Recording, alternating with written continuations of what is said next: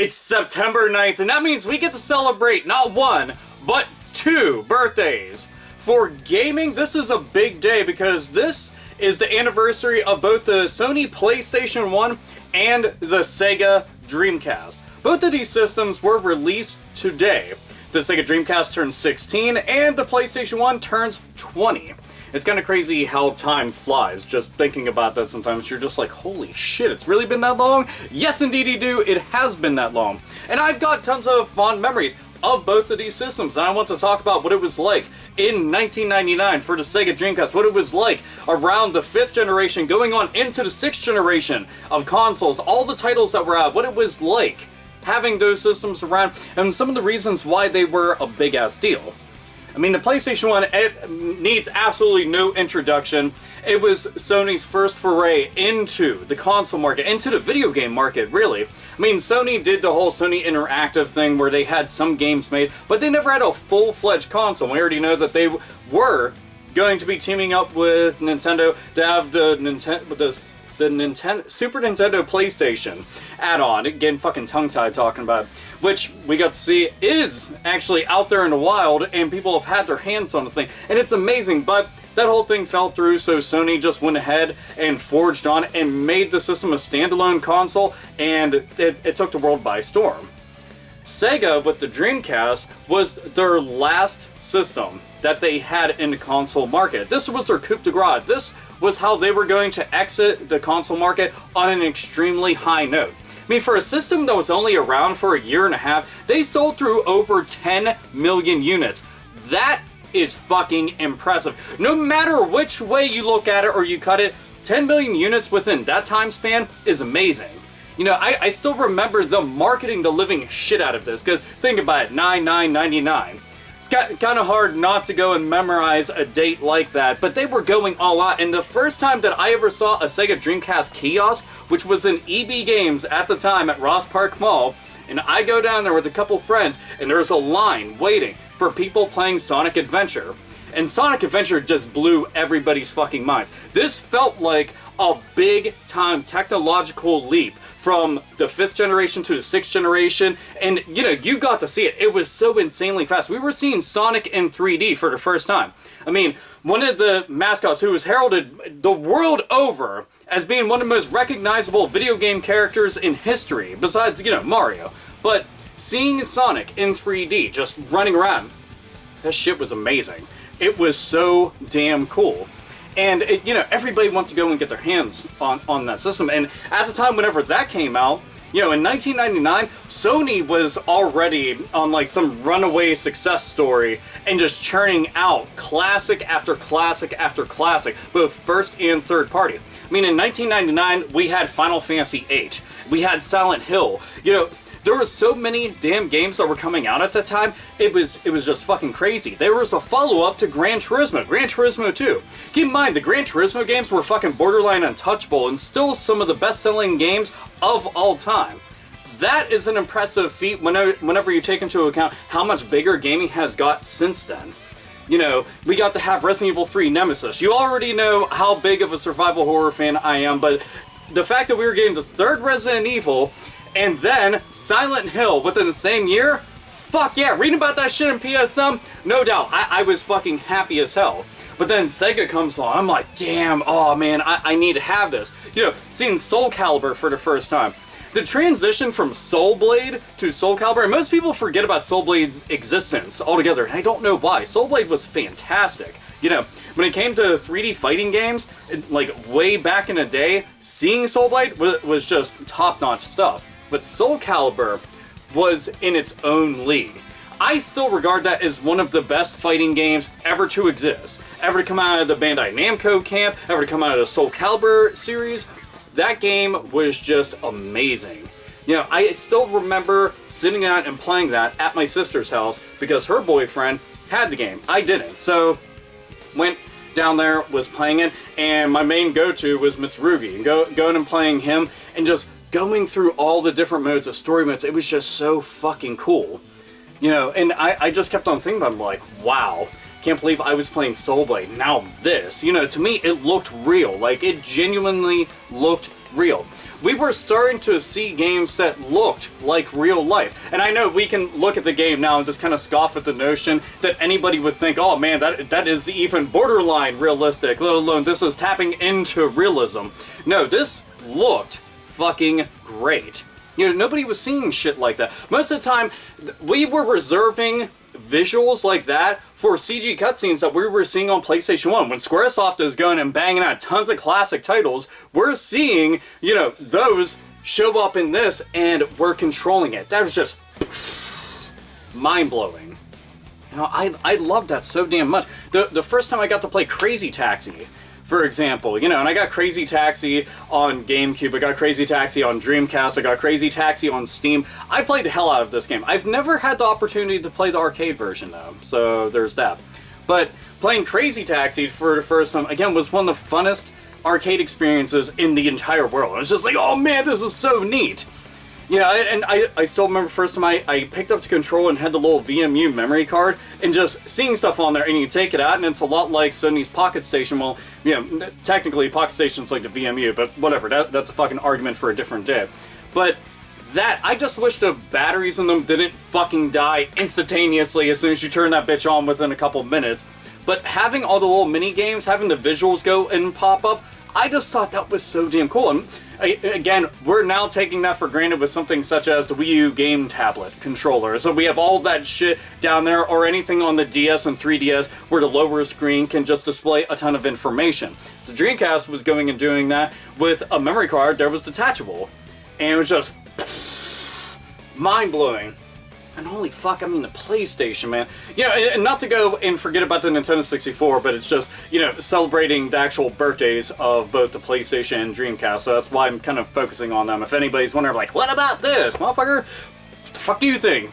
But the PlayStation, I will always say that the PlayStation 1 is my personal favorite system of all time. And all the titles that we had up to that point, you know, we've had our Twisted Metals all the way up to that point. We got to see Resident Evil 1 and Resident Evil 2 up to that point. I mean, in 1999, we got one of the more underrated RPG classics that nobody gives a shit about, being Legend of Dragoon. And Legend of Dragoon is fucking amazing. I don't give a shit what anybody says. Like, the first time I got to have those transformation sequences, the first time I got to go and go and just fucking hit enemies, and it was like a successful critical attack, I was just like, yes! That's so fucking badass! And it was something, it was a 4-disc adventure. It just seemed like back then, the more discs, you were like, holy shit, that's gotta be a huge game of monumental proportions. And it was mainly because, you know, they were shoving tons of CG scenes onto there, and if there was any voice acting, sure enough, you're going to need disc after disc after disc. But Legend Dragon, Valkyrie Profile, fuck, that was another one that came out in 1999. So damn incredible. The only thing that ever bothered me about that was the time limit. But other than that, the fact that they were going into actual lore and bringing that into this game, and the battle system was just, oh god, it was so beautiful seeing that kind of stuff. But I loved so many of the games that are coming out on, and it was just an RPG machine. If it wasn't for the PlayStation 1 and for Squaresoft's direct involvement with it, I don't think the RPG genre would have blown up quite the same way as it did. Because of that, it became a runaway success story. That entire genre was just... Like, in Japan, there was the other half to Persona 2, which was Innocent Sin, which we didn't get until the PSP, but we had Eternal Punishment. Again, another RPG. It didn't come out in 1999, but just for the sake of argument, talking about things that came out at that point, you know, Sony's answer, basically, to the Mario Kart franchise, Crash Team Racing, that came out in 1999. And that's one of the best, one of my all-time personal favorite kart racing games ever. One of my all-time favorite racing games on the PlayStation 1. It is just such a fun game. The little adventure mode, going and driving around in this open world, trying to go and find all these different stages, holy fuck was that killer. It was, and keep in mind, I love the fuck out of kart racing games. I mean, big time. I don't think I get to talk about how much I enjoy the racing genre, but I play a lot of them, and I get fucking damn good at them. If you ever seen, like, my Let's Play of, let's see, Sonic and All-Star Racing Transform, which was my very first Let's Play, that right there goes to show, like, I will beat the shit out of so many of those games and work them over. In Mario Kart 8, I was a fucking beast on there. Even going online, you know, you'd think, oh man, the Japanese, they're gonna kick the fuck out of them. I'll tell you this, like, I was owning tons of fucking people online, and I've got witnesses for that. I love this so much, but back to Crash Team Racing, that was fucking great. Oh, such a classic game. If you've never taken an opportunity to sit down and enjoy that game, you should. Great visuals, great music, great level design. The level design was fucking fantastic. And the control, obviously control that was fucking perfect.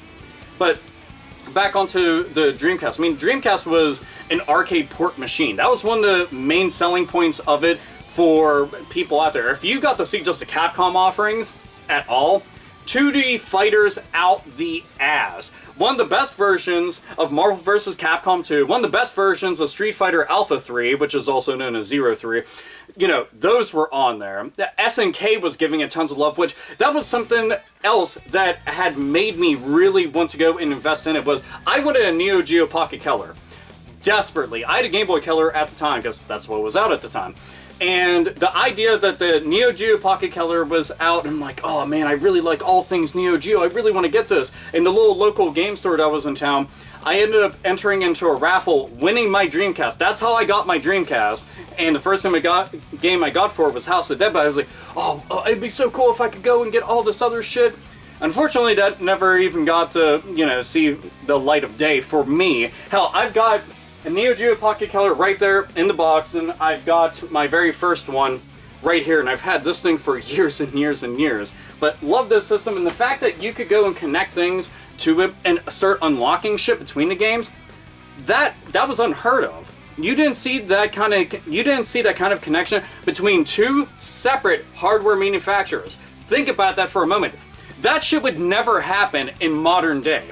You would never see Sony and Nintendo or Microsoft and Sony or some kind of shit like that working together to make something like that happen. It just doesn't. The closest thing I can even think of remotely is like the Nintendo working alongside Activision to give them the superchargers with like the Nintendo characters. So it's hardware unlocking shit. Granted, it is on a separate console, but I'm grasping at straws and trying desperately to find something to go and like, hey, look, it sort of happens sometimes. Like that. So anyway, back to the systems. Just online connectivity for the Dreamcast was a big deal. They had online with the Sega Saturn, but it wasn't as big of a deal because most people didn't have dial-up internet back then. Dial-up internet was slow as shit to begin with, but if you did get something like that up and running, then you were able to go and play something such as the NetLeak edition of Virtual On or Duke Nukem, just two games I can think of off the top of my head, Daytona USA. 3 games that you can go and play online. I never got to try something like that out because we didn't have internet in my house until probably the year 2000 or so. Hell, that's when we first got a computer. But that was such a big-ass deal, was that they were pushing for something like that out of the box. And nobody had got the chance to play some shit like that. I mean, think about it. They were bringing an MMO RPG in Phantasy Star Online to the masses on the console market that typically was only exclusively for PC gaming. So the fact that it was showing up on consoles, this was crazy. I mean, nowadays, we take all this shit for granted. Right out of the box, our systems go online. People freak out if the systems can't go online even for like an hour.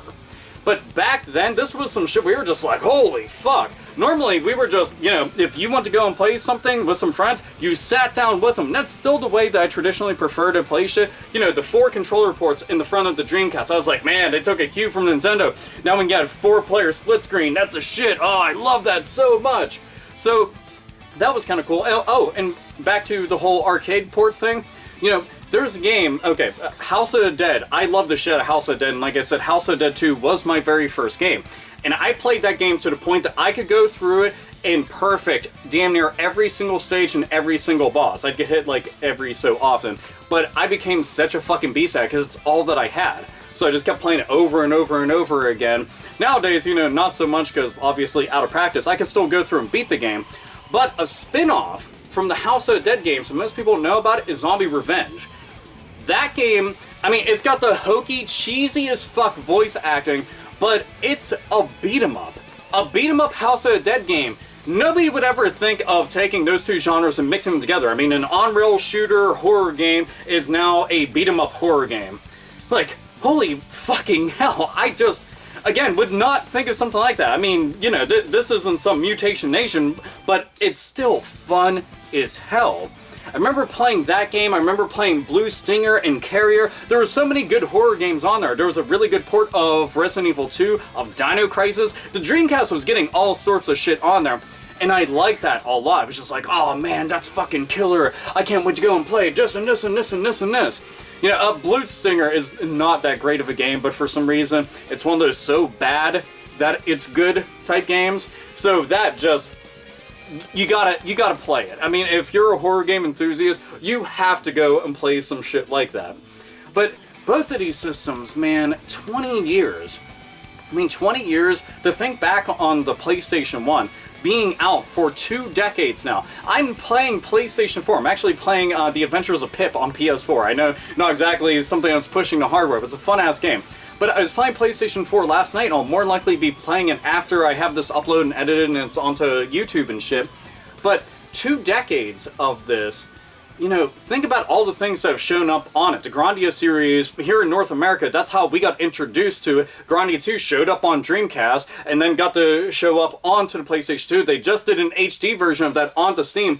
That's, again, another one of my all-time favorite RPGs, and it got to be shared between the two systems. Soul Blade and Soul Calibur, between those, got to be shared. And now that's a series that's going on into, what, Soul Calibur 7, 6, some shit like that? There's so many Soul Calibur games, but it's a fun-ass weapons-based fighting game. You know, Shenmue is... We just got to hear about the announcement of Shenmue 3. It's something that everybody has been fucking wanting. But Shenmue started on the Dreamcast. And again, the start of the 6th generation, seeing Shenmue, which originally started on Sega Saturn, if you ever get to see the footage for that, it was kind of mind-blowing because the Sega Saturn wasn't known as a 3D system, and the fact that it was capable of doing much watered-down version of Shenmue, I mean, that's unheard of. You know, they were really pushing the envelope with something like that. But, you know, outside Japan, the Sega Saturn just wasn't taking off. And one of the best import systems, by the way. But, you know, Shenmue. Now we're going on to Shenmue 3, but started on the Dreamcast. That shit was just... It was great. I don't know how else to really say it, other than it was a testament to what we were going to be expecting with open world games. You know, I just thought that was, like... That was the next generation. That's what we were seeing. And then looming in was the PlayStation 2, like a fucking black plague, right over the Sega headquarters, and they saw this coming.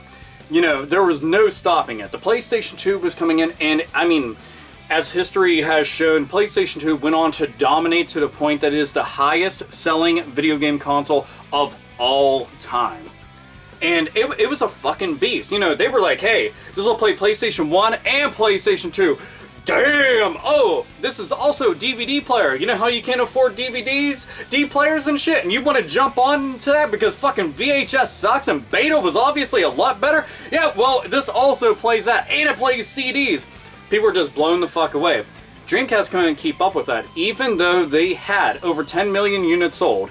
They had online already. They had an install base and tons of titles that were out. There was no way to go and keep up with it. You know, and PlayStation 1 was still getting releases well after the PlayStation 2 had existed. Same thing with PlayStation 3. Still getting tons of games out there while the PlayStation 4 is out. PlayStation 2 went on to sell games and have them developed and released well into the PlayStation 3's life cycle. That's just the name of the game. So long as people are still supporting and buying and playing on those systems, that's what you're going to see. But this was Sega's last thing that they were going to do before they jumped on into the Xbox, gave it a ton of exclusives, then just went full-on third-party. So we were seeing them on PC, on mobile, on Nintendo platforms. I mean, seeing Mario and Sonic in the same exact game, let alone something like Super Smash Bros. Where they're beating the shit out of each other, unheard of. You would never see some shit like that. And Sony, back in the day, I still remember their advertising campaign when I was talking about the whole Sega advertising campaign for $99.99. think about Sony. Some of the most memorable video game commercials came from Sony in terms of, like, you know, Crash Bandicoot showing up and trolling the living shit out of Nintendo and just being a badass. And it gave them an actual mascot, something that they lacked the entire time. They've never really had one, but Crash Bandicoot kind of filled that void. Now they're Crash Bandicoot IP is owned by Activision, which I wish Sony would just buy that shit back. Please, for the love of fucking God, just buy it back. Not like Activision's doing anything with it. Shit Division? No, they're not doing fucking crap with it. So bring it back there, get Naughty Dog to make another entry, which I know that they're already up to their ears making Uncharted games, but why the fuck not? And The Last of Us, that would be nice too. So, seeing those commercials, seeing a franchise like that take off, so now you had Mario, Sonic, and Crash Bandicoot. That was crazy as hell. And Squaresoft, you know, at the time, they were pretty much just Nintendo only. Now they were Sony only. I mean, and that was because Nintendo opted for cartridges, making it way too expensive and way too difficult for Sony to go and make half these games, so they had to jump ship because they couldn't realize their vision because they were being held back by the things that Nintendo decided to opt for when it came to their medium for putting games out there. But, you know, we were getting things like Parasite Eve, a survival horror RPG. We were seeing a continuation of the Mana series. We were seeing a continuation of the Romancing Saga series. Again, things what we weren't expecting. We got to see Einhander, one of the best shooters ever. All that stuff was showing up on there.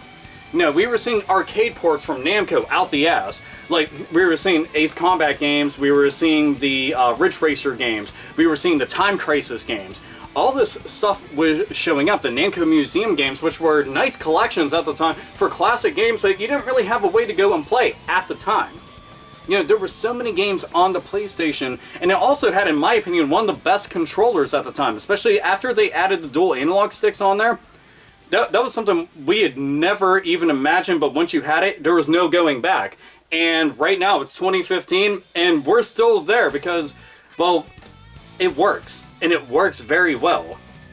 But both of these systems, in their own right, deserve so much ovation. They deserve so much credit for going and pushing gaming to where it is right now. And you might look at Sega and be like, man, they really need to get their shit together. But on the Dreamcast, they were knocking shit out of the park as far as I was concerned. You know, seeing a game like Skies of Arcadia pop up, and it was like, man, that game right there is fucking great. I can't believe this. Oh man, it's so good. Seeing the Virtua Fighter series go and continue. Granted, that was my least favorite entry on the Dreamcast, but seeing it go and continue on, again, was really nice. Seeing the Sega racing games, like the Sega Rally games and Sega Daytona games, again, was fucking phenomenal. You know, and Sony, just everything about the PlayStation 1, I love. Namely, the third-party offerings, because they had shit locked down. You know, getting to play my very first RPG on PlayStation 1, Breath of Fire 3, one of the best damn things I ever got to see from Capcom. And Capcom, while they did a great job at that point, all throughout the 90s, they were fucking awesome, just in so many ways.